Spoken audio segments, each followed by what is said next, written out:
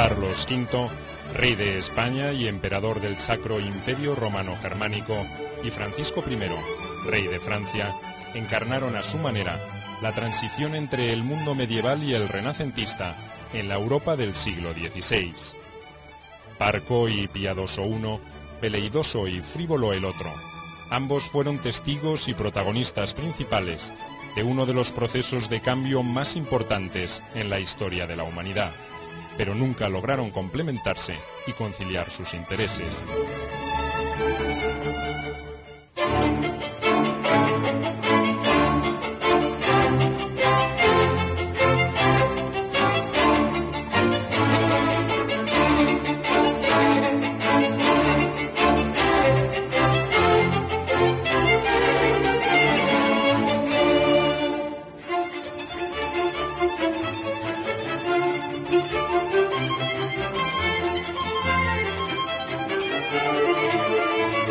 Carlos V, Francisco I.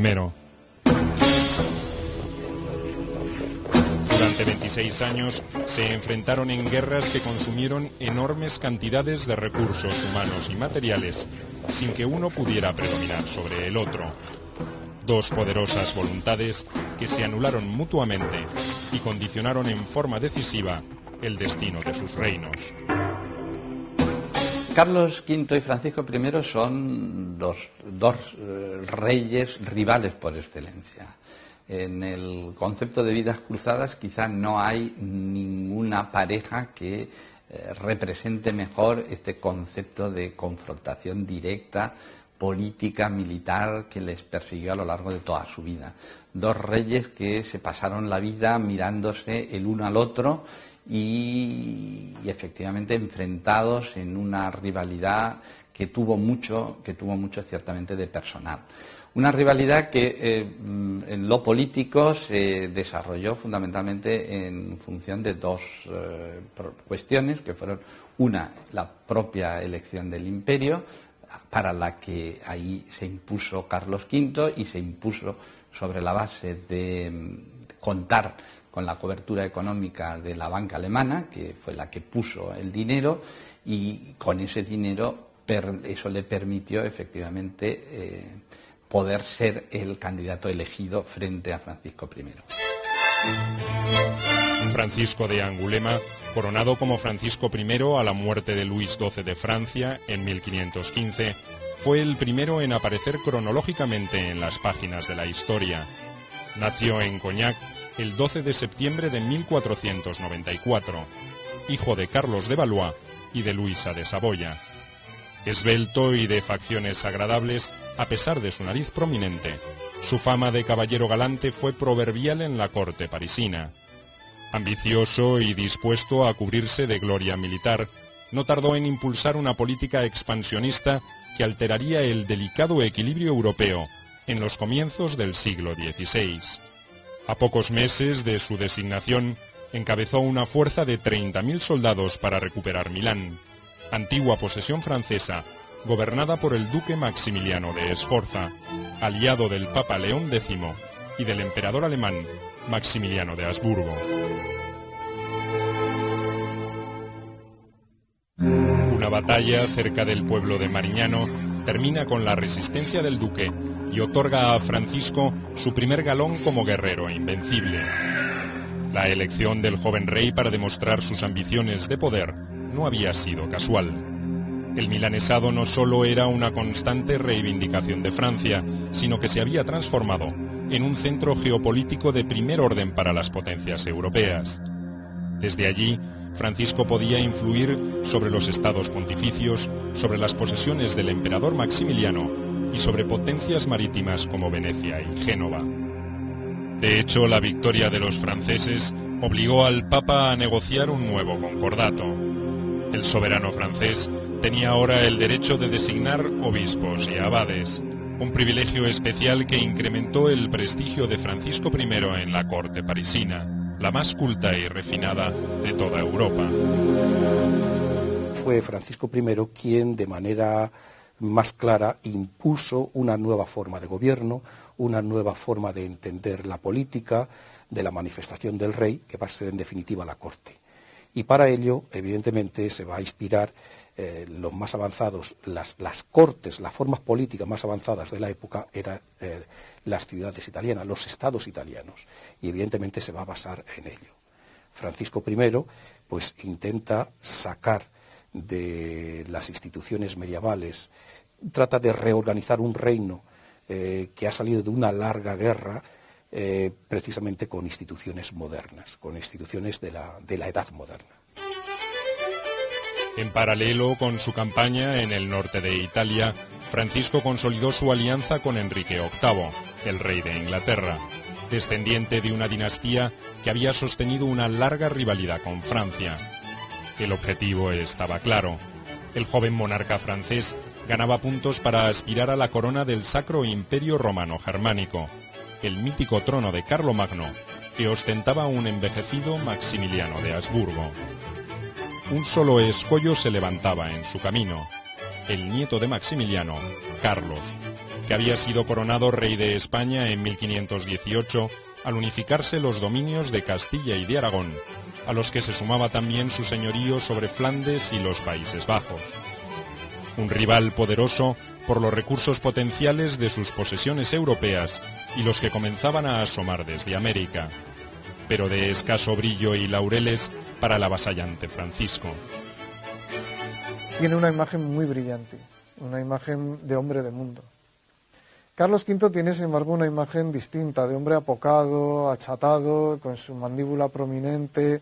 No era precisamente un dechado de belleza, contrariamente a Francisco I, que es corpulento, fuerte, hábil en el manejo de las armas y hábil cazador. Francisco I parece un hombre más acomplejado, también es de una inteligencia mucho más corta, aunque no le guste a mucha gente reconocerlo, pero Carlos V no se caracteriza por ser muy despierto. Hay una anécdota que le dice un campesino castellano: Majestad, cerrad la boca, que aquí las moscas son insolentes, porque iba con la boca abierta, le pesaba la mandíbula, tenía cara de estúpido, y de hecho los primeros retratos que se conocen de Carlos V pues parece tiene cara de lelo, ¿no? Una cara de alelado, de persona poco inteligente. Carlos de Habsburgo había nacido en Gante, Flandes, el 24 de febrero de 1500. Era hijo de Felipe el Hermoso, primogénito del emperador alemán, y de Juana, hija de los reyes católicos de España. La prematura muerte de su padre en 1506 y la demencia de su madre, conocida como Juana la Loca, determinó que creciera al cuidado de su tía Margarita de Austria en Flandes. Esa circunstancia había derivado en una curiosa situación que marcaría los primeros años de su reinado. Cuando el 19 de septiembre de 1517, Carlos I desembarcó en la costa asturiana para hacerse cargo del trono unificado de España, no hablaba castellano y solo conocía esas tierras por referencias. Nunca había estado antes en la península. Rodeado de su cortejo de colaboradores flamencos, el rey era un perfecto desconocido para sus súbditos y nada atractivo para los representantes de otras casas reales europeas. Con Carlos V lo que pasa es que cuando él llega a España, primero no es Carlos V, es solo Carlos I. Y es un crío que tiene 16 años. Y aquella generación que le conoce a él nada más llegar a Tazones, en Asturias, aquella generación que le conoce a él es también la generación que ha podido conocer 20 años atrás la guerra de Granada, la conquista de Granada y los inicios del descubrimiento de América por Isabel y por Fernando. De tal manera que un personaje que tuviera 50 o 60 años, cuando Carlos I, cuando este nuevo rey extranjero llega a la península ibérica, no puede imaginar, vamos, es más, todo lo que tiene, todos los elementos de juicio que tiene para juzgar a aquel recién llegado, es que aquello no tiene ni pies ni cabeza. Carlos era de una complexión robusta, pero algo tosca, y un defecto en su mandíbula inferior le quitaba energía a su semblante. Ese problema dificultaba su dicción, y quizá por esa razón era parco y circunspecto. La antítesis de su futuro enemigo, Francisco I, y no solo en el aspecto físico. Carlos había sido educado en la estricta observancia de sus deberes religiosos y mundanos por Adriano de Utrecht, un sacerdote sencillo, inclinado a la piedad, que contra su voluntad sería elegido papa años después. El futuro rey también recibiría la influencia de una corte borgoñona, adicta al protocolo ceremonioso y a un boato propio de otro siglo. De allí provendría también su afición por las tradiciones caballerescas, como la restitución de la Orden del Toisón de Oro, fundada por su antepasado Felipe el Bueno en 1429. En ese sentido, Carlos I aparece como un anacrónico caballero medieval frente al espíritu renacentista que ostenta su rival, Francisco I. Como contrapartida, también recibirá lecciones de realismo político de Guillermo de Croix, señor de Chèvres, un consejero ambicioso y corrupto que guiará sus pasos hasta su muerte en 1521. En el caso de Carlos V, es una persona educada muy en el humanismo cristiano, muy, diríamos, intransigente consigo mismo, es decir, poniendo en práctica lo que realmente significa el cristianismo y la ética cristiana. Ciertamente es un príncipe del Renacimiento, qué duda cabe. Sin embargo, se ha dicho que tiene mucho de medieval. En realidad, lo único que hace es aspirar y ser educado dentro del humanismo de Flandes, que el humanismo de Flandes es el más radical, mucho más, por supuesto, que el que existía en Italia, y mucho más religioso y teológico. Y eso se observa en su austeridad, tanto en los palacios. Se retira a Yuste, que es un convento miserable, donde educa a sus hijos. Solo hay que ir a Arévalo, a Tordesillas, y se observa en qué condiciones vivían sus hijos, que eran los dueños del mundo, y realmente cómo fue su vida. En el caso de Francisco I también es un príncipe humanista, pero el humanismo es educado, o al menos aspira a ser un humanismo italiano, mucho menos, diría, religioso, un cristianismo entendido de manera, o un humanismo cristiano entendido de manera más laxa. El flamante rey de España se encontraba librando una dura batalla contra los prejuicios, contra las acusaciones de corrupción y privilegio hacia sus consejeros y contra su propio desconocimiento de las costumbres del país, cuando recibió la noticia de la muerte del emperador.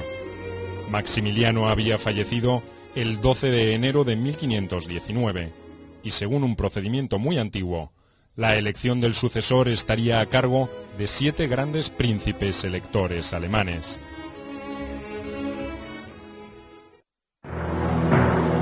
El momento internacional era muy delicado. La presión del Imperio Otomano sobre Europa Oriental y Central se había incrementado en forma notable. Un nuevo sultán, Solimán el Magnífico, que había conquistado Egipto, amenazaba con subir por los Balcanes hacia el Danubio y poner en grave riesgo a Hungría. El Papa reclamaba por una nueva cruzada. Era imprescindible que el título de emperador del Sacro Imperio recayera sobre una figura capaz de unir las voluntades de los reinos cristianos detrás de tan magna empresa. Hoy, los historiadores en Europa tenemos claro que no es emperador de Alemania, utilizando el rigor conceptual, no es emperador de Alemania, sino del Sacro Imperio, que es diferente, claro, porque es un territorio que abarca, por supuesto, Alemania, pero que llega también hasta Hungría, pasando por Austria y algunos territorios de alrededor de todo este inmenso conglomerado cultural, ¿no? Él no actúa desde un punto de vista, como diríamos hoy, nacional de cada territorio, cuando está en cada territorio, sino que busca, en primer lugar, el mantenimiento de una unidad religiosa, porque ese es el constitucionalismo del siglo XVI para Carlos V, es la unidad religiosa, y en función del mantenimiento de la unidad religiosa, alrededor de esa unidad religiosa, es como se monta toda la estrategia política, ¿no?